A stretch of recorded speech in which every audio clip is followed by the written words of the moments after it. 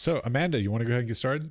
Yeah, hi everyone. I'm Amanda Maples. I'm the curator of African art, and I'm here with Matt Doles and Alun today. This is our first time, Matt and I, trying to co host an episode, so we'll see how this goes. It'll be fun. It might be undulating and meandering, but hopefully in interesting ways. And I'm here with my dear friend, Alun. He's an artist from Senegal and also an architect, trained architect, a musician, artist in general. He's been recently making sculptural art, so he's basically a Renaissance man. He does everything. He's kind of amazing. And we always have the most interesting conversations and we really spark off of one another. And so I'm really excited to have him be our first co-hosted episode that we take a stab at. So that's my little spiel. Matt, do you want to take it away since this is your podcast, really? So you know how to ask the foolish and wise questions. Welcome. Could you please pronounce your name correctly for me? So my name is Alun B. Well, in France, they say Alun B, but it's the same. Yeah. I know Amanda's already talked to you, knows you well, but of course, myself and the listeners probably don't know you very well. So I always love to know sort of how people got creative. So like their background, their childhood, like were your parents creative? Was it some teacher? Like what sparked your interest in sort of the creative industries? I would definitely say that I was born like an artist for as long as I can remember, my earliest memories. I was already like messing around with art. Amanda knows this. I had like a family that actually was very anti-art. It was one of the things that was like very like that I could hear in my house was artists are the garbage of humanity. So that was pretty intense. But at the same time, I was just an artist. So I had to like navigate through that and push through. Okay, wait, that's a really rough start. Wait, so your family said the artists are garbage of society? Of humanity. Of humanity. That's a big hurdle to overcome as a child. Yeah. But at the same time, there's just so much, in every challenges, there's opportunities. So that was like it helped me set the bar really high in many ways for me. Now, just to be clear for the listener also, where was this that you were born and raised? So I was born in Senegal, West Africa, which is just a little south of Morocco. And I like to say it's the nose of Africa.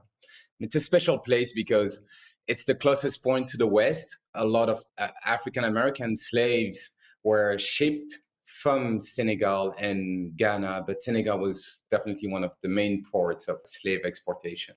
Yeah, there's a famous spot, Gorée Island, correct? That has a door of no return. I think even Obama has visited that site. It's a really famous site that people go to memorialize the transatlantic slave trade and then those that were lost, not only at sea, but to the New World and never heard from again. So, and you and I have been there together, or was it? Yeah, I think we have. We did a long time ago. Yeah. In a galaxy far, far away. I love it. Star Wars. Great quotes. But now wait, how long have the two of you all known each other? I think since 2016, around that time, 17. So like 5-6 years ago. So not that long ago, technically, compared to Star Wars, but it feels like a long time, but no, I think it was earlier, maybe 2014 or 15. Because I was working on the Good as Gold show and I was researching early on, and I think I took that show on in maybe 2012. And so I would have been in Senegal, and this is the first trip that I went, and I ran into you at the Ifan Museum. There was a show there that Usman Bai, who's a designer that you know, had worked on. And I'm not sure if you did too, but you were there with him. And I think, that moment when you just see someone in the room and you have a connection and you should know each other. I think we just gravitated toward another. And we've just sort of been close friends ever since. Yeah. And we've met each other on so many different continents too, and places countries. Now, Alun, I noticed that you studied in architecture in San Francisco. Is that correct? Correct. Okay. I got to know. So how did you get from Senegal to San Francisco? I mean, if you're going to say like, because I studied architecture, you could have studied architecture anywhere in the world. Why San Francisco? Okay, long story short. So the whole story of like the family. So my dad's in real estate.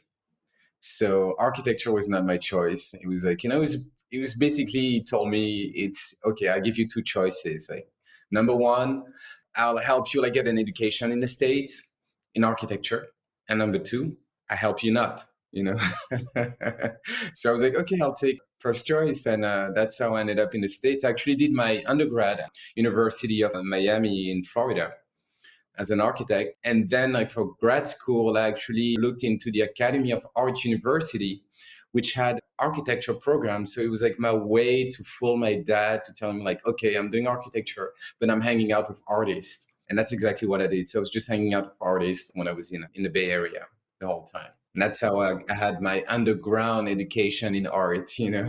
Well, I went to San Francisco Art Institute as my master's, so I know Oh, San nice. Francisco a little bit. You and I have talked about that sort of plurality of your identity, which is common to a lot of people. I know you and I've talked about you being French, Senegalese, American in a lot of ways because of that kind of experience. Yeah, you know, going to school in America, growing up in Senegal, but also being French, and you spend a lot of time in Paris as well. So I love that because, you know, I introduced you as Senegalese, quote unquote, but you're so much more, you know, plural than that, as are a lot of people. And I think your experiences have been so dynamic. And I think that comes through in your work as well. And you're so open to the world. And maybe that's because of that experience quite early on of moving around and being in these new places. Yeah, your heart is open to a lot of new people and experiences. And that's really powerful. So I just wanted to point that out, that we've talked about that before. And yeah. What? Wait, hold on. France? You didn't even mention France in all this. Yes. I lived in France as well. So it's my dad who's from Senegal, but my parents met in France. So I'm half Senegalese. And so your mother's French then? She's half something else too. She's yeah. So it's complicated. That's why. So let's just not go into it because there's just so many layers. But yeah, she's part French. She's definitely a French citizen. Let's just say. I feel like there's something illegal in that conversation, but we'll just let it slide. It's fine. Some crossing of illegal borders or something. But anyways, I know you as a photographer. I've seen your work as a photographer, but I hear that you're also doing furniture design. Is that what I heard? More like a sculpture. I did a sculpture recently. And I think that's definitely coming from my architecture background. I'm in a place where at some point I had to just focus on one area, on one field, which was photography. And that sort of like opened up like the door to like being respected as an artist. And then from there, I was like, okay, I can be free now. And right now I'm just like I'm working on an exhibition for 2022 in Ivory Coast, and it's going to incorporate soundscape design, a sculpture in the middle of it, photography and videos. I do a lot of videos as well. So I'm just like bringing the two. I don't even separate them at this point. I just like, it's my way of expressing myself, you know, through all these like different mediums. Okay, wait a minute. Just to be clear, how old are you? Oh, I'm 40. I'm 40 years old. What? You look fabulous. Nobody can see this, but trust me, he looks fabulous for 40. Google it. Yeah, you can watch the TED Talk as well. The TED Talk, there's two of them. You've done 2 TED Talks. I have to ask, how the hell did you get, like, I would love to do 1 TED Talk. How did you pull off doing 2 TED Talks? It just landed on me. And it's funny because I noticed that like every time I try to do something, like every time I try to apply for like an art residency, it doesn't work. And when I don't try, I meet like amazing people like Amanda, and the doors just get open naturally. So I just stopped trying at that point. Well, okay, let's get back to that. So when did you start doing photography or like art as a sort of a business or a professionally?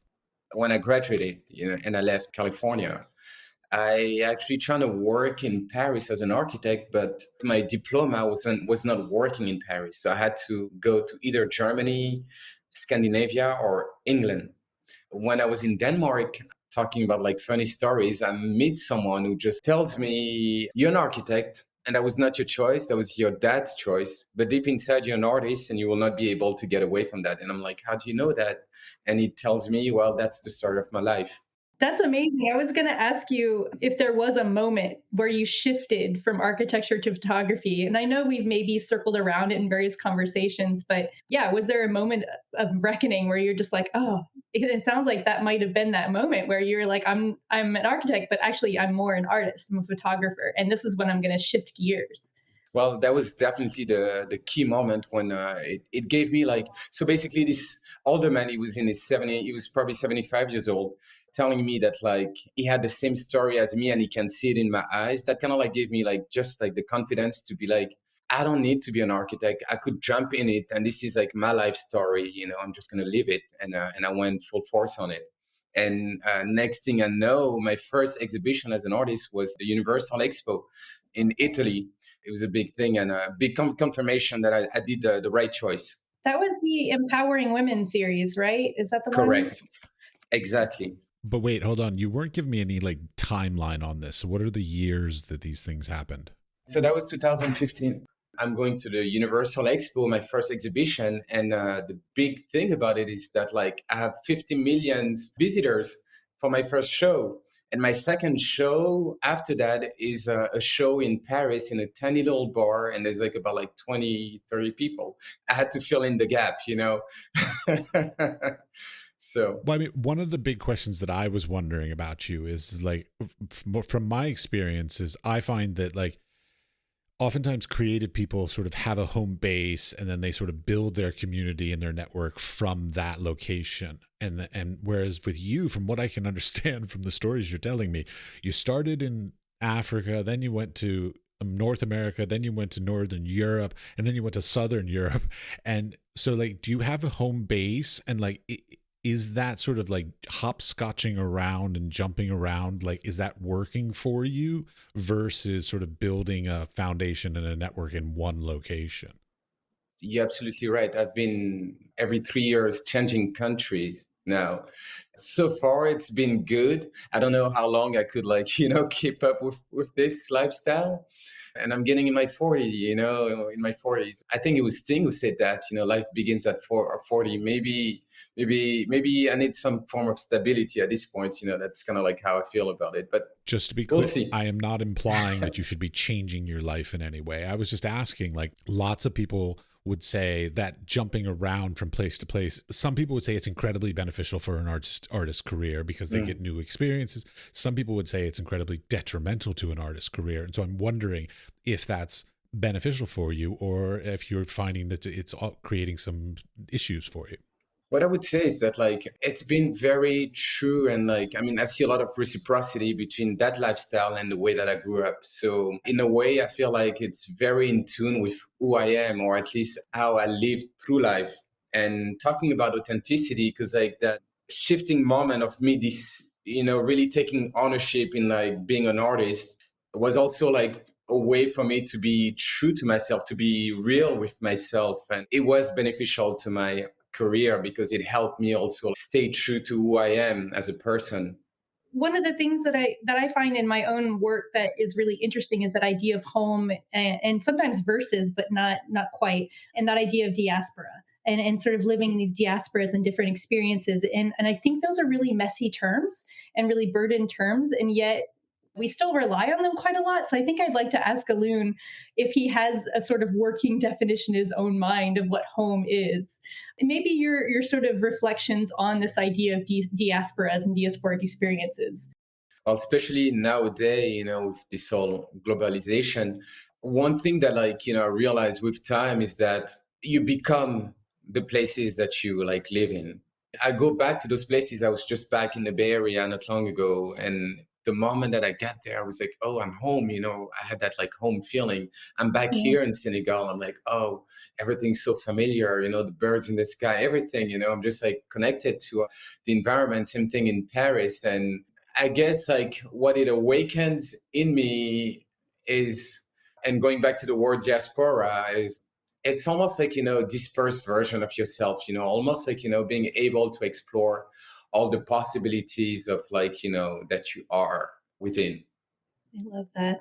That gives me goosebumps a little bit because I'm also someone that's moved around a ton since I was 16. I've just been obsessed with traveling and I've lived all over. Matt too, so he knows this. And I think since I was that young 16-year-old, that idea of home and place has always been contoured around the people that I've met And that's what makes a place for me. And I think that's what makes a place special. So I think when you were here in Raleigh, North Carolina, you met some amazing people and it made it a great place. And I think for other people, they'd be like, why Raleigh, North Carolina? But actually, it's a great place. There's cool people here. There's a good energy about it. The vibes are good. And I'd say the same about the Bay Area. I lived there for many years too. And whenever I go to the Bay Area, I'm like, damn, I'm home. Chicago still, I lived there for a few years. I still go back there. And then the UK and the Netherlands, like all these places I've spent time. And so then I think the definition of home, quote unquote, gets expanded. It's this expansive thing for those of us that are very mobile like that and really draw our energy from people and places. And I'd say that I think that all three of us have a commonality in that. Well, it's interesting you say that. My father, I think, or my mother, I forget, one of my parents, I was talking about, actually, oddly enough, I was talking about Amanda, you and your husband being in Hamburg, and they made this joke, saying, well, it's really interesting. This generation seems to like move a lot more than previous generations. Like, it's a very new thing to move much farther. I mean, 100 years ago, it was very rare for anybody to even live, much less die, farther than like 100 miles from where they were born, kind of thing. So this world traveling and world experiences and all this is a very new thing that it sounds like all three of us have engaged in to the fullest. I'd say people of my parents' generation, born in the 50s, were very tied to, you found your one job and you raised a family and you had two kids and a picket fence and 1.5 cars, whatever the statistics It are. was 1.5 dogs. Dogs. I'd say I'm right in that elbow between what Gen X and whoever. I'm 42 and Alun is 40. So I don't remember what they call us, but Gen Z or some dumb, I don't remember what it is, but it's like that little window of those of us that remember the internet happening and having to learn it and still relying on encyclopedias, which, and rotary dial phones and things like that. We went through all of that. So we have facilities in or faculties in technology, but also very much remember growing up with rotary dial phones and beepers, answering machines and things like that. I was watching Seinfeld again the other day and I was like, oh, this is outdated. He has to steal the message, the tape from a woman's answering machine. So anyway, I think our parents' generations were very more stable, and you were successful if you were stable and had that house and that family, and you could show your status and your stability and your success through that. Whereas we are chasing jobs. We're chasing our career goals. And we also, I think this goes hand in hand with people getting married later in our generations as well, because you want to make sure that you are successful as an individual and your career is built before you go aligning your life with someone else. I've seen that be more a characteristic of our generations as well. And I think Alun and I have kind of talked about some of that over the years of us knowing each other. Like, I think you've circled around this idea of stability and not necessarily, I don't know, like, I think you want it, but then you're not quite sure it'll fit in with that the goals that you have, because you do such amazing things and you think so deeply about our human experiences.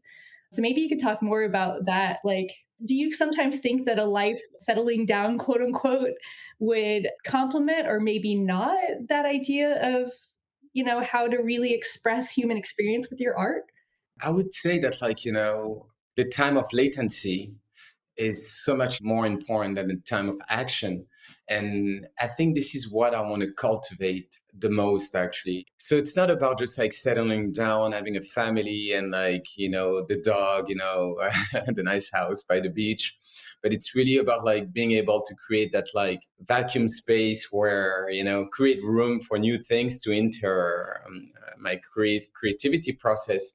But as I was listening to you just now, Amanda, I was like, I realized that like maybe that is my stability right there, like the fact that like everything's anew every now and then, and it's like it's just a fresh start, and that's probably why I'm able to like jump between mediums too, because it's like I need that, you know. It's like it's my way to hit that refresh button on my internet page, you know. Well, I was going to ask you about that, which was the changing of mediums. Like when I was in school, we were highly discouraged from that.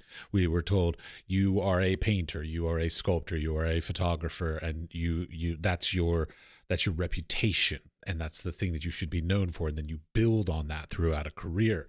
Have you had any pushback on the idea of changing mediums with your work? Don't get me wrong. The reason why I say this is because I know a lot of artists today that are working in multiple mediums that, you know, if we had had that opportunity 20, 30 years ago, we probably would have also, but it seems more common now. And so I'm just wondering if there is anybody saying, well, but you're a photographer, why are you doing this? Or whether or not people are just embracing it. Yeah, all the time. Even my gallery is telling me, no, you can't do that. You know, we want that recipe, that photo, that can you just do the same thing? You know, we want that same omelette de fromage, you know. At the same time, because I was always like that, but I remember it was my brother who told me one time, he was like, you know, you're really good at what you do, but people will never be able to see you because you're just doing too many things. If you could just focus on one thing for a year, you know, you'll see that like it will like, you know, it will make a big difference. And I kind of like look at like everything that I was doing and I was like, you know what, photography is probably not the easiest one because it's actually really hard, you know, and there's a lot of competition. Well, it's hard in terms of like competition.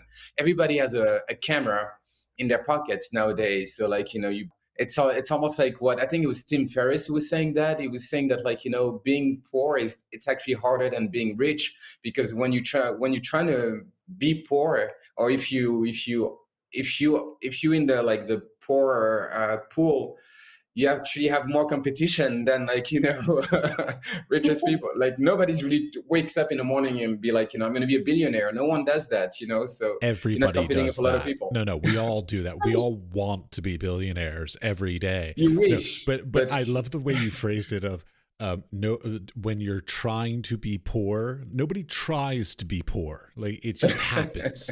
It's usually an accident of some sort, not an intention. well, it's like, well, there's definitely like also a part of us that will be like, it's too hard anyway. This is out of reach, you know. Well, like you said, it's not an intention, but there's no real intent. Like nobody will wake up at like 4 or 5 a.m. in the morning and be like, you know what, I'm gonna get rich. I'm gonna like track the stock market like for 10 hours and I'm gonna be a billionaire and I'm gonna buy like, you know, I don't, well, at least I can speak of myself. I don't dream of being a billionaire. I don't think of like parking 50 Ferraris in my garage, you know, like I don't. I'm not a fan of Ferraris. Don't get me wrong. No, I should rephrase that. Maseratis, That sounds maybe? really bad. I love Ferraris, but I'm not a fan of any car that it costs more to maintain it than it does to just own it, kind of thing. So, like to me, that hyper luxury cars, I find that they're more of a like a weight around your shoulder, because at one point I owned a BMW, and it was not a nice BMW. It was an old BMW, and it cost me, like every time it went in the shop, it was like $1,000 minimum. Just, you know, pull it in the shop, $1,000 plus whatever. And I finally was like, fuck it, I'm not buying these expensive cars because they're so expensive to maintain. So like it becomes a bigger burden to have that. So like, no, I don't want all I that. totally agree with you. And that's why I think like most people actually think like you and I. I'm pretty sure that like Amanda doesn't want to have like, you know, a car that costs more in maintenance than you know, so, but there are a few people out there that are like, you know, oh man, I'm going to get a plane. I'm going to get a private plane. And those people are not competing with a lot of people, you know, it's just. That's true. Did I mention I lived in Abu Dhabi for a while? Boy, Yeah.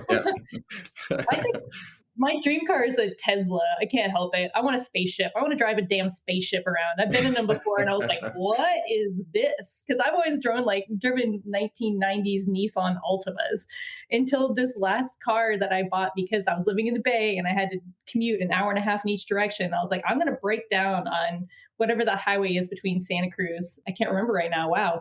Yeah, I was like, I'm going to break down on my 97 Nissan Altima and that's not going to be cool. It's one of the most dangerous roads in America. So yeah, I bought a Volt. I was like, all right, give me a hippie plug-in car. That's what I want. I'm getting closer to the spaceship dream. Well, but it brings up the idea of like dreams, like or sort of aspirations. So, like, what are your aspirations with your career? So, you're expressing stories and you're telling things, but your experiences are changing. So, like, you in the beginning of your career, you were telling. I apologize if this comes off wrong or inappropriate, but like you were telling very African stories, but now you're not really living in Africa. Now you've been living in the United States and you're living in Denmark. So like, are your stories changing, and are you going to start to tell something else, or is it still going to be rooted in in your sort of childhood stories? Even though like my stories are like rooted in, African background, and I still think that they carry a universal message. And that's why I think in my work, whether it's like presented in Hong Kong or Europe, it's actually well received. I was just in London, and there was this Japanese woman who was really drawn into my work. And when you look at it on the surface, you're like, you might think that like there's no connection, but the message is so universal. It's just a metaphor. I like to see my messages as an aphorism to some extent. Yeah, I think it's specifically with the Evol series, which is the one you were showing in London. It was at the 154 Contemporary African Art Fair. That series is, I think, relatable to a lot of people. I think that's what you're talking about, that sort of universalism of it. It's these stories that we've been told, no matter where you live, about history, about how we've become human in a way. And those histories have almost always been told from a male perspective, and usually a white male perspective. I know. Oh my God. And so this series, Alun, really focuses on flipping that on its head. And what if it was a woman telling these stories? What if it was the women who have always been carrying these histories, but who are actually recognized as being the strength and the defining character of our humanity? And that's what I think is very immediately recognizable with that series. And I don't know if you want to talk a bit more about Evol, that being your most recent series, and about that sort of idea of history and how we have told it over time. Yes, yes. And I almost want to add to that, because someone told me, like, are you using like, African or people of African descent? Because based on science, we all go back to like, we all come from Africa, and I said, no, I use that because it's been underused. That's the reason why I'm using that. I know that like my art is extremely expressed through contrast and contradiction, because I do believe that like the space between two opposites, that space that like, that's just like right there in the middle, it's probably the closest thing to what we define as truth. And that truth, I think, like, that space is actually the part that's usually not seen. We see the Republicans, we see the Democrats, but like right there in the middle, like those neutral, that neutral space right in the middle, there's not a lot of like, noise around it. Maybe that was not a good example, but I think you understand what I mean. It's almost like, okay, a better example would be like, night and day, the dawn or the sunset. But to me, it is like the crucial time, if you could like, if life could be like a long sunset or a long sunrise, we could probably get more insight or be more present with it, So that's why I try to take on like the unseen and trying to put that on a pedestal somewhat, So I would love to do like a project with Native Americans, for instance. I'm just saying it.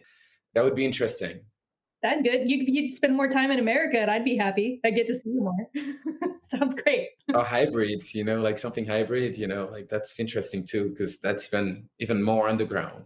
Yeah, there's some amazing communities here in North and South Carolina, the Gulas and the Geechees, that are mostly descendants of Sierra Leoneans Wow. that were, forced over to the Americas, but then also have very much drawn in Native American cultural influences and ethnic ones as well. Like I believe that they are now actually mixed with Native American as well as Sierra Leonean and other African descent people. They're very interesting. And these communities still live in a lot of the inherited ways from Africa and I think Native American experience as well. So anyway, there's some really interesting kind of hybrid communities like that that don't get talked about very often. And I know there's more of those in America. Oh, I'm getting a ticket right now. I'm just like Googling it. Coming back. Just throwing it out Yeah. there. The Native American experience has been horrible in its own right. So yeah, my father worked with the Lakota Sioux, and I've done a number of things with Native Americans as well. So like, they got the rawest of raw deals in America. Okay, obviously, I know I shouldn't be saying that because slaves were probably worse. I don't know. I So don't know. A crime's a crime, you know? It's like, so I wouldn't even compare, you know? It's, well, but a lot of Native Americans were actually taken on as slaves as well. So I guess they actually are quite comparable. yes, absolutely. In that sense, it sort of makes sense for, those newly arrived Africans to meet and see, recognize the same kind of violence that these other communities were already undergoing in the Americas, right? I mean, maybe it was like, we're all being sort of oppressed. Let's band together. Yeah, I wasn't there, so I can't speak to it. But yeah, theoretically, it sounds right. I agree to the idea. Okay, Alun, I want to know something about your sort of lifestyle. So you mentioned that you have a gallery that sells your work. I'm assuming sells your work, not just exhibits, right? Correct. Okay, great. How do you afford all this? Like you're traveling the world, you're having exhibitions in Asia and London and America and all, and like, are you selling artwork? Are you doing other jobs to support this? Are you like, how do you have this jet set lifestyle that is quite envious for me? I don't own a Ferrari, you know. I actually bought a Yet. bicycle recently. Electric one. No, I could. Was it a Tesla bicycle? Tesla. It's the Tesla of the bicycles. I could definitely say that like I've been blessed with just people really, really wanting to collect my work. You know, they say that like happiness is when reality exceeds your expectations. And I could definitely say that like I was not expecting that like in a day, I don't know, like I mean it's been an amazing journey. And I will just like refer back to what I was saying earlier, because like even though like yes, the money's coming in, I use it to be pragmatic with my art. So when I travel, it's usually related to my art. It's either to showcase my work or to get inspired for my work. So I almost like see it as like gasolina for my work, you know, the money but the guy, yeah. And I have just extra gasolina. So it just tells me that like I could do extra work at this point, you know. I'm actually contemplating on like taking a whole year off to just produce work, thanks to fruits of, you know, everything that I've done so far. That's the plan for 2022. I hope I get to see you during that time when you're making work. It'd be great. I wish the audience, the listeners, could see Matt's face when you said you were going to take a year off. He sort of deer in headlights froze. I'm a bit dumbfounded by that because I work 4 part-time jobs just to make ends meet, and you're just sitting here like, yeah, I think I'm just going to take a year off, just kick around, get inspired. Like seriously, You lived a charmed life. yeah, seriously. Like, are you independently wealthy, or are you selling really, really well? I'm selling well. I could say that I'm selling well. That's great. I mean, I love hearing that. I have like collectors buying like whole series all at once. And that's like, you know, that's unexpected, you know, like you just in a day, you do what you would think that you would do in a year. And you're like, okay, what do I do with this? But at the same time, it was not always like that. I had like, you know, I had a time when I was like really struggling, especially when I was like trying to be an architect. I remember I tried to be an architect in Senegal and I made like $300 in like the whole year. And that's when I was like, okay, I need to leave this place, you know. It was tough. But I remember right before I left, I saw a good friend of mine who's always giving me good advice. And he said 2 things. he said the first thing was like, the more possessions you have, the more possessed you are. And the second thing that he said was like, you really get what you want in life when you're ready to lose it. I went with that attitude of like, you know what, I'm not doing it to make ends meet. I'm doing it because I love it, period. And so everything that happened afterwards, they were just surprises. Yeah, I was not expecting it. And I think I'm definitely also like, that's something that I've been sharing with Amanda a lot, is that like I'm definitely coming to a place where it's time also to give back. I have like a few protege here in Senegal that I'm trying to train, because when I got into photography, I didn't have any codes. I had to like learn it on the way and make mistakes. If I could do workshops, and thanks to Amanda, I did a few, and it's something that I'm trying to do here in Senegal too as well, and in different places. So I think I'm getting to that place. Like, Okay, wait. One last thing about this. I want to know. So you said that that you were not doing well at a certain point, and then there was something that happened, or some transition, or some opportunity that came your way that sort of flipped a switch in your career that made it so that you had more opportunities, or you were making more sales, or whatever. Is there a particular thing that you could sit back and say, like, it's because of this, or this person, or this exhibition? Was there something that sort of changed the trajectory of your career to this incredibly lucrative way that you are currently doing it, which I am yes, so envious of? I want to like put two things, but to me they're like the same.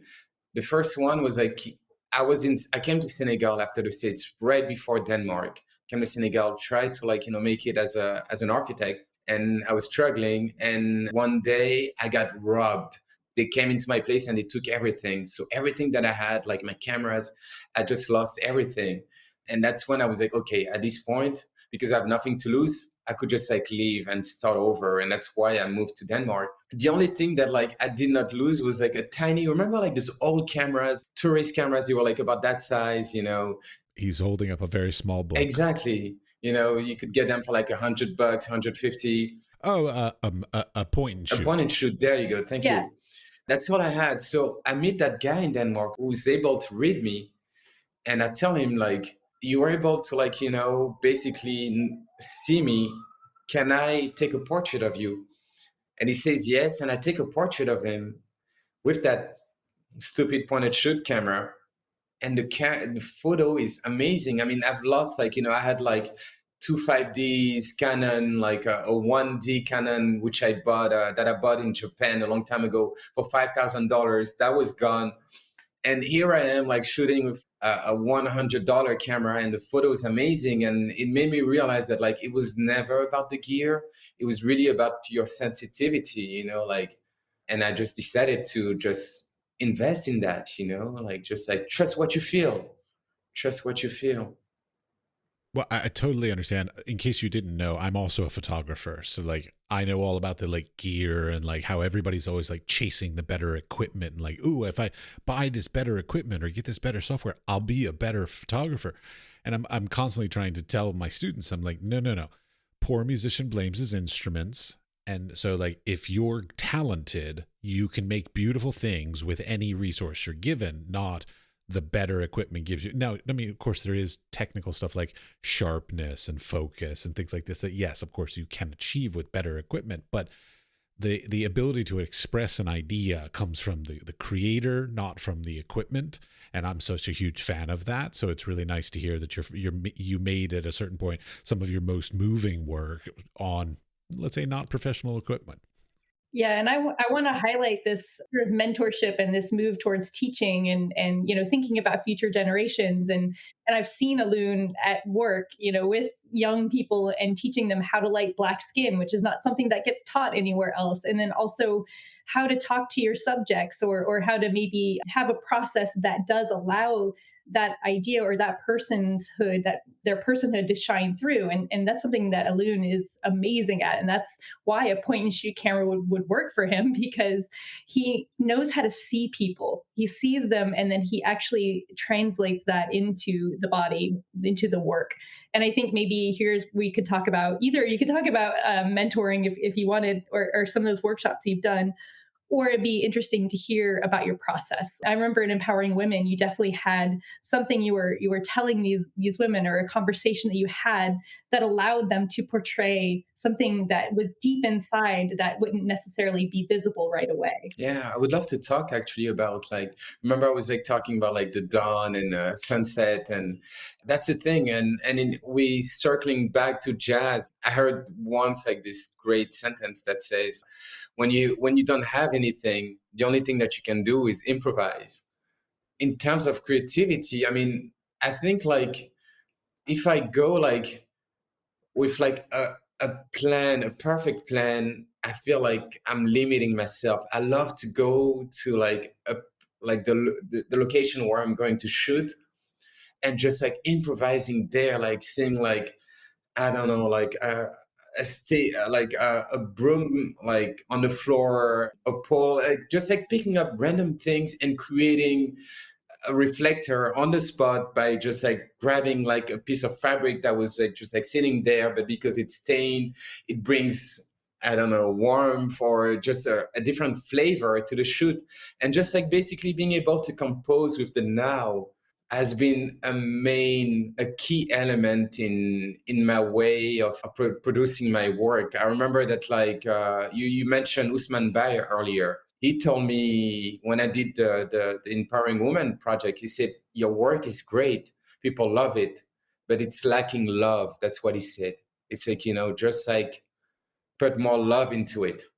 It's like it's too severe. So that's why when I worked on the edification project, which was my next project, I didn't do any casting. I just went on location with like an open heart and like just trusting that the exact thing will come to me. I didn't know what it was, but I knew but that thing that it would be the right thing. And so trusting the process, it's like it's almost like, working with like an act of faith. And when I say faith, I don't mean faith as in a religious manner, but more like faith as in like, you hitting like the light switch. There's no doubt in your mind that like it will not turn on if you hit that switch. That's how I do my photography, or that's how I approach my work. And I know that like my agent has a lot of problem with that. She's from Belgium/Germany, and she's always like, well, okay, I understand that you want to do that, but here's a list of things that you could also do. And she writes all these scripts, and I'm like, okay, I'll just take them and I just toast them out, and I just do it. And then in the end, she's like, wow, that's amazing. You killed it. I'm like, thank you for the script, because it was a reminder not to use it. I love that it's like faith in the world and faith in yourself. So like what the world will throw up for you. And I think trusting yourself enough to throw out somebody else's rules and just go with the flow, go with what happens to you. And I think one of the most iconic images from that edification series was that young girl with the blue and the red. She looks like Superwoman, right? And that image is so striking and powerful. And you just ran into her that day. You trusted the process. You went to your site and you saw her and talked to her family, right? And photographed her. And that photo, yeah, it's the most, like, I'd say it's the signature of that series. You can disagree with me if you'd like, but it's the mascot for sure. Wait, hold on one second. I want to just make clear on something. The young lady in the red cape and blue outfit with the VR. what looks like VR goggles on. You just happened to find a young lady wandering the streets in a red cape and a blue outfit? No. So I had the cape and I had the VR, I just knew that like I wanted to put a cape on a child, and I wanted a girl. It was important for me that it would be a girl. But like, so I'm just like sitting on the place where I'm like, I knew also where I wanted to shoot it. And I was just waiting. And then I see this girl wearing this like African dashiki with like yellow embroidery, like, on her chest. And then I'm like, it can't be any better than that. Like, I mean, even if I tried to work with a stylist, it wouldn't be as good as what like, that they offered me, and I was like, this is it. And sure enough, even up to now, actually, when I see her, because every now and then I see her in Senegal, every 6 months or every year, I'll bump into her. She just runs at me and gives me a huge hug, meaning that like transcending feeling that I got out of it, she got it too, and so do the people that actually see that photograph all around the world. I have a funny story about that. This band, like the Nubians, they're from France, but they're pretty famous in the US. So I had an exhibition in Chicago, and I'm going to the exhibition, and I get in the elevator, and as the door opens, I see like the main singer from the Nubians, and I'm stuttering. I'm like, you are, and she's like, yeah, Nubians, and I'm like, wow, I'm such a big fan. I love your music, and she's like, thank you.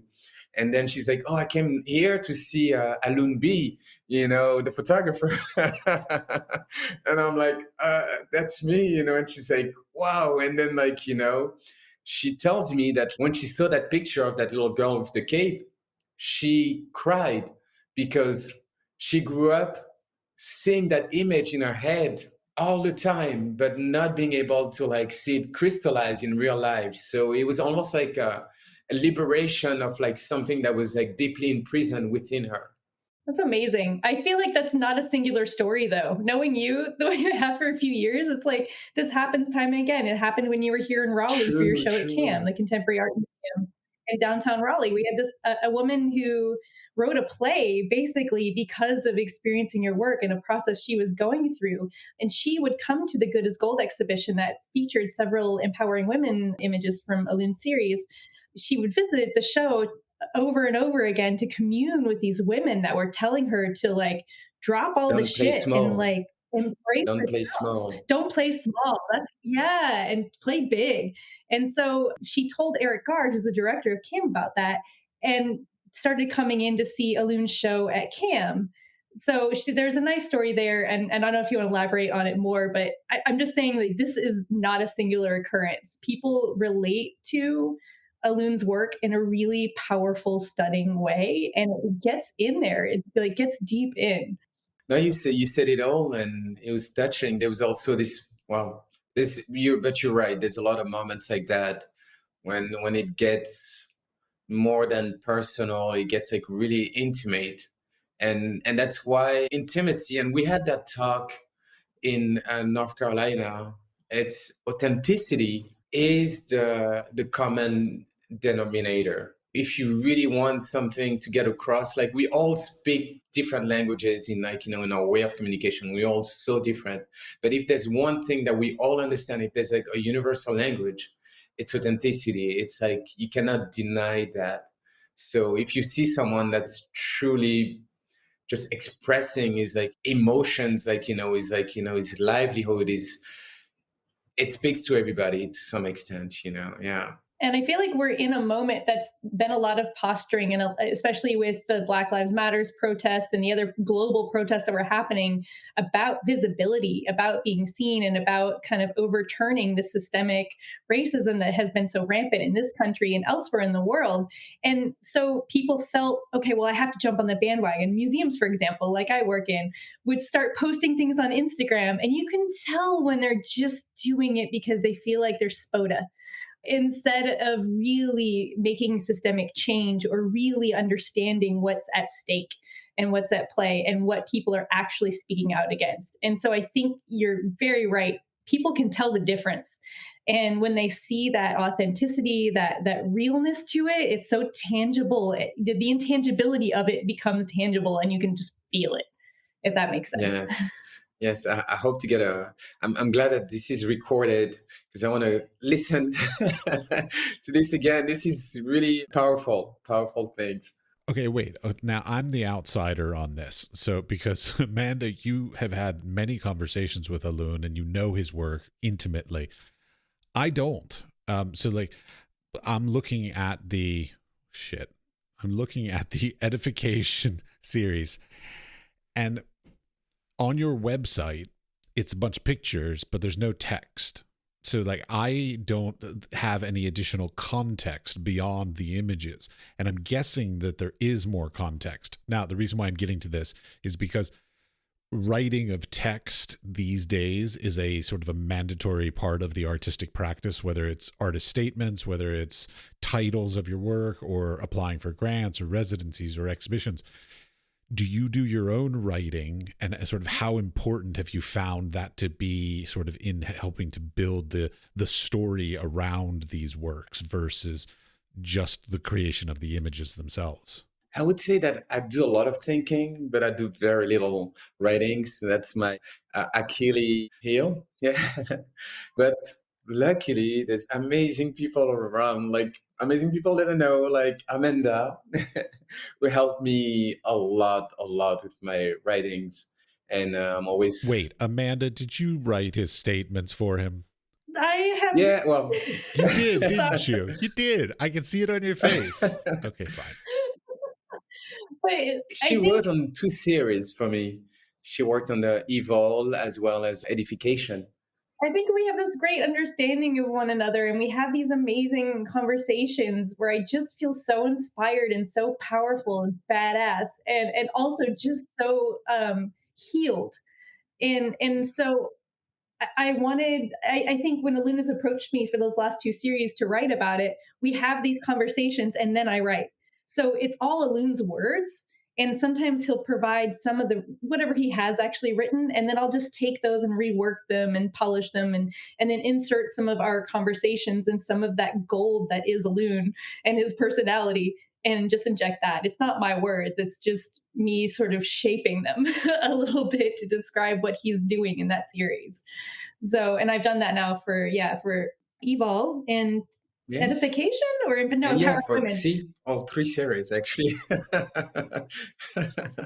So I think the statement for a couple of things, and then there was some publication or book that I wrote for recently. It's a Senegalese colleague of yours that was publishing the series, right? Yes, Something like correct. that. I For a haven't seen. collection, an art Yeah. collection. So really what this breaks down to is, Alun, you have befriended a curator who is writing your text for you, is really what this is. I think you mentioned something illegal like earlier, like that's That it. is You not found illegal. No, wait. it. No, wait. Okay, I want to be really clear on this. I love that. I wish that was more common. I wish that was more accepted and acceptable in the arts industry, It should because be. Yeah. I feel like artists, we have enough jobs on our plate to just make interesting ideas and then make interesting artwork, that we don't need to also place or place the artwork into the art canon. We don't need to create context for it. I feel that that is much of the role of curators, and I feel like they are a great resource for helping with that. And I would love it if more curators would be involved in that. That's pretty much it. Yeah. I just wish they were. Strong point. I've seen it elsewhere too. Yeah, I've noticed that in a few cases there are particular curators that take on particular artists' work because they really believe in it. And I'd say Lena Iris Victor, Renee Musai has written a lot of her stuff, right? So I almost always see Renee's commentary on Alina's work, and it works so well. It's just they gel. You can see that relationship as well, which is really powerful. I'd say it's happened with Hervé Youmbi and Sylvia Forney, who's a curator up in Canada. So I've seen her write time and again on Hervé's work. So yeah, it happens. And I've actually dreamed about doing that for my husband, Sean Richards. But guess what? He's not African, and my area is African. Not that I'm going to stay in my lane. I'm not SPOTA. And we've definitely talked about this. And it circles back to what we were saying earlier, which is, not staying in your lane, kind of creating in different mediums, just doing what you think expresses the idea. Sally Robbie Khan said the same thing in the conversation we had, where it's just like, the message is the idea, not the medium. So you use whatever tools are at hand to express this idea that you're trying to have come out. But yeah, I would love to do a show of Sean's work and do some writing on him. And we keep talking about it and trying to find the opportunity. And I will say I've done a little bit of editing of his show at CAM. I edited his statement a little, just a smidge. It's a good one too. Like I remember that. I would love to have a curator as a wife to edit my text for me. That'd be amazing. Yeah, but I find it a bit troublesome. Like just to be clear, like in America, I feel like curators don't take on that role of helping artists to write their text very often. In Europe, I've seen it more often. I see a lot of curators getting involved in helping with artists to craft their text. I mean, they don't write it for them, obviously, but they help to craft it and hone it and all that. And I sort of wish there was some, because I've heard some people be sort of like disrespectful to the idea that a curator wrote their text kind of thing, which I think is very unfortunate. I believe that that's the great role that curators play in the arts industry, is taking the work that artists are making and giving it context, putting it into place, putting it in the art canon, talking about its place and its references and its experiences and all this. And I wish that it was more widely accepted. It's a little bit of a game, isn't it? I mean, we see the matrix of the art world in a different way. So I think we know the tags, we know the taglines and the sort of things that will help contextualize that'll ignite what's already sort of happening to a greater degree within the museum world, within the art market, et cetera. So yeah, I think it makes sense to sort of have those conversations, because the artists are doing the work. We're just sort of the ones that are marketing it to people in a way that and not economically, more socially and culturally. I like to call curators the gatekeepers, because they're, artists make their stuff and then it sort of all funnels through curators, and curators can contextualize the work, but they also have connections through their network to gallerists, collectors, museums, institutions, etc. So the artist, if they are smart about their careers, will funnel their work sort of through a curator. The curator then will sort of spread it out the other side. And unfortunately, I didn't learn this until I was 47 years old. So there you go. That's an interesting power dynamic, and it's a tough one to grapple with, to realize that we do have a bit of power as curators. And I think that very power, especially in the last few years, is being challenged as well. I think that a curator's role is changing fundamentally because of all the last 2 years, especially. And we are now not the experts, quote unquote, anymore. We do have those facilities and we are trained, but I think our training is now better geared towards bringing in those voices and towards amplifying them in more plural, multiplicitous ways, as opposed to, I'm the expert, I write all the text, I decide what comes in.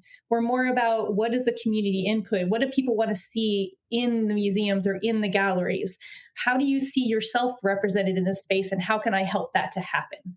If that makes sense. So I just think that, especially the last few years, curator roles are being challenged and are fundamentally changing. And also the education that you need to become a curator is also being seriously looked at and challenged. Because I mentioned this at our interview earlier, and then I'll turn this over to Alun because I'm talking a lot, but only 6% of curators are of color. And that's across the board. So that's a huge problem. And so that's why I think there's more and more visibility to this curatorial role, and that it is being challenged and dismantled in some ways. But I mean, obviously, it's still very upheld in a lot of ways too. So I'm kind of interested in what's going to happen in the next couple of years. And I wouldn't mind hearing from Alun about this, what he thinks about that.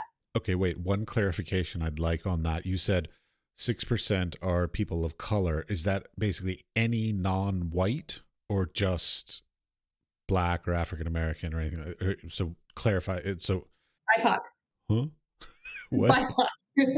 Black, Indigenous, people of color. Okay, so the whole spectrum. Yeah, okay. The whole spectrum. Okay. It's mostly white women, like me. Yes, our resident white woman who curates African art. Got it. Problem in the field, but still very, very much the reality currently. But it is changing, and it has to. It's just going to take a little bit of time. This is something Alun and I talk about too. It's interesting to see how this is changing, and to be, having been in this position for 17, 18 years, and then to see it fundamentally change, and how I can be a part of that change, but also a little bit scared of it, if that makes sense. Well, I'm a professor. I got into being a professor because I really wanted to teach. And now full-time professorships are going away. And of course, white men as full-time professors are also going away as well. So yeah, all these careers that we went to school to try and go into, the careers are sort of going away. I know you talked about the future of just art in general. And it's true, it's been so many changes recently, and we're not even going to talk about NFTs, and the whole world is is just shifting.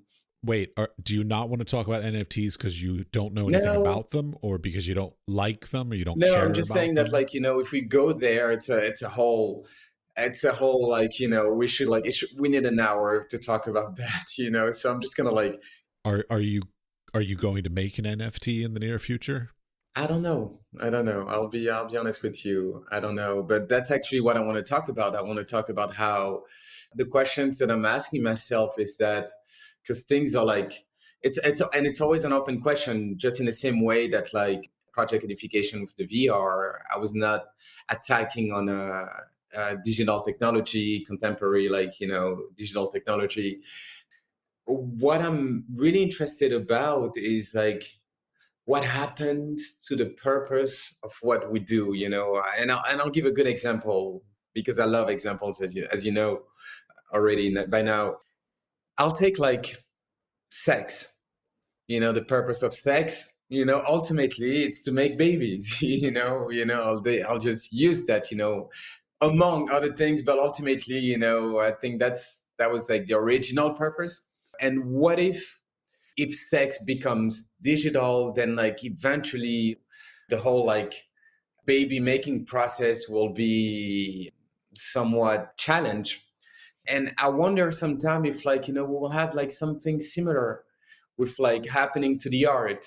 Like, will the purpose of art shift because of everything that's changing right now? So will art will be a testimony of history, or will it become something else because we are evolving as a species? I don't know. It's an open question, but I think about that a lot. I love your metaphor about sex, first of all, but beyond that, well, the one thing you didn't mention in that though was, what is your definition of art currently? Yes, good question. Very good question. So like, how, if you're going to do a thing about like where it's evolving to, we have to talk about where it is right now.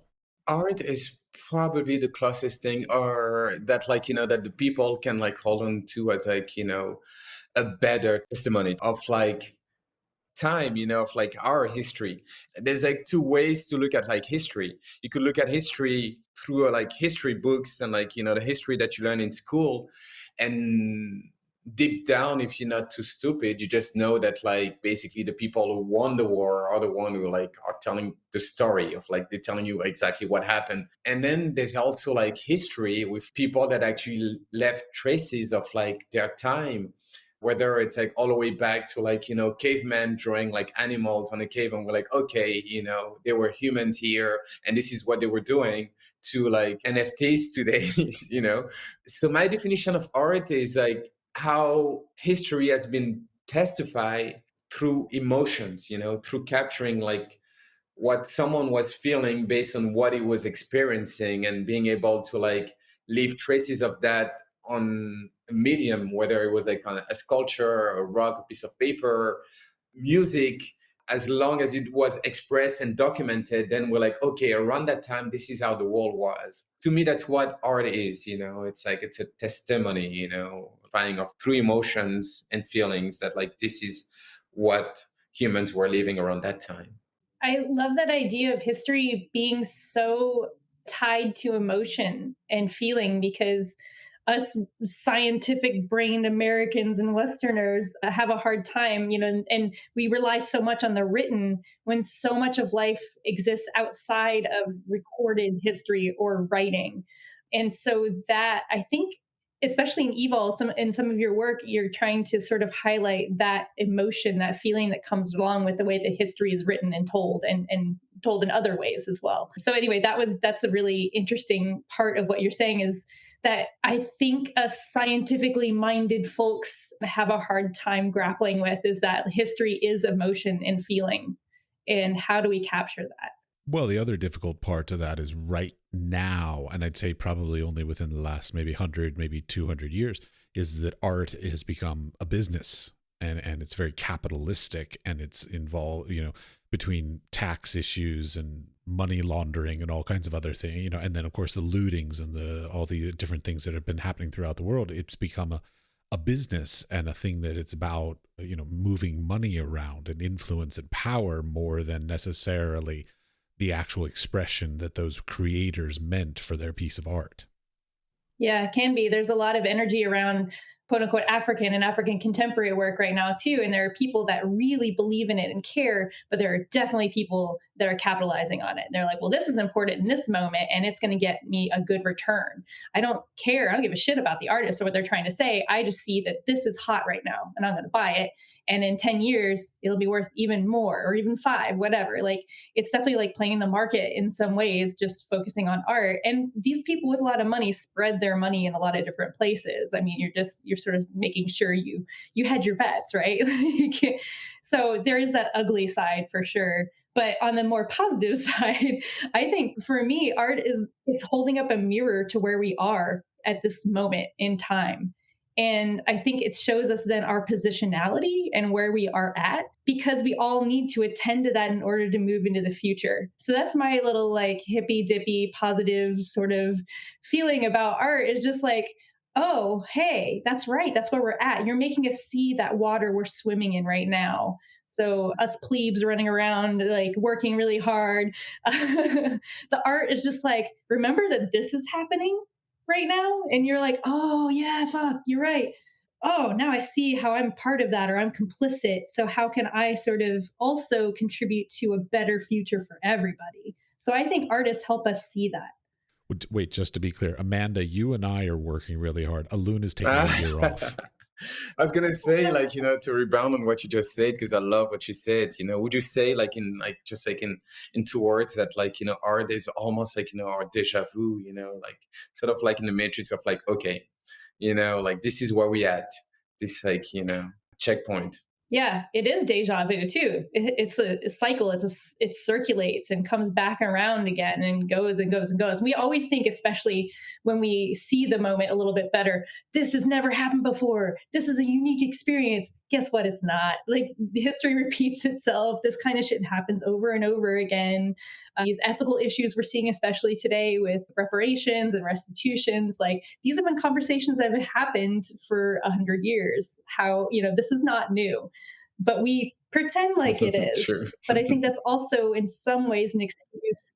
It's not new. It's deja vu over and over again, right?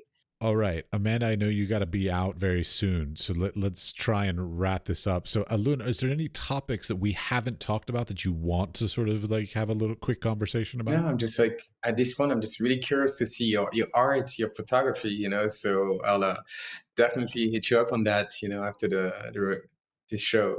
I got to send you Mineski, Martin and Wood, and I got to send you my art. Got it. Deal. I want to know about that little rocket man you've got sitting on your microphone. It's my Legos. Nice. Every time I do a thing, I put a different little Lego man. This one today's Rocket Man. Sometimes it's Corn Cob Man. Whatever. It's to keep me entertained. And it also tells me if I'm hitting my microphone, because if I hit it, it'll fall off. So it tells me if I'm doing too much, getting too worked up. But anyways, okay. The narwhal of productivity. The narwhal of productivity is fueled by the blood of its enemies. This is my little adorable power narwhal. Okay. That's by my desk. Questionable yet cute. Yes. Okay. All right. Exactly. Like me. Maybe. All right. Anyway, Alun, any thoughts? Yeah, any parting ideas, Alun? Because unfortunately, Amanda has to leave. No, I'm actually gonna do photo shoots right after that, and yeah. So just, oh yeah, I heard that one thing, like from people from Capo Verde, and they were just saying like, life is love, I just want to end on that, life is love. Marvelous. Well, thank you very much for your time. Thank you. Thank you, Alun. And see you soon. Cheers.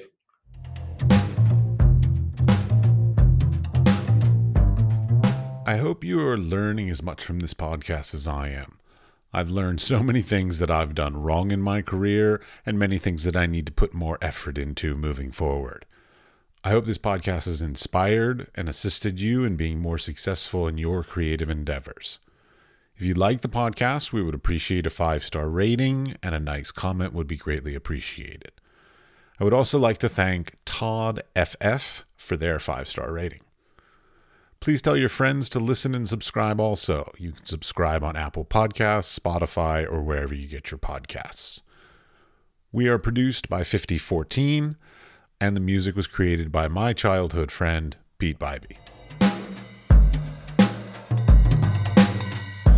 The Wise Fool is supported in part by an EEA grant from Iceland, Liechtenstein, and Norway in an effort to work together for a green, competitive, and inclusive Europe. We would also like to thank our partners Hunt Kastner in Prague, Czech Republic, and Kunstsentrene i Norge in Norway. Links to EEA grants and our partner organizations are available in the show notes, or you can find more information on Instagram at TheWiseFoolPod or on our website, which is simply wisefoolpod.com.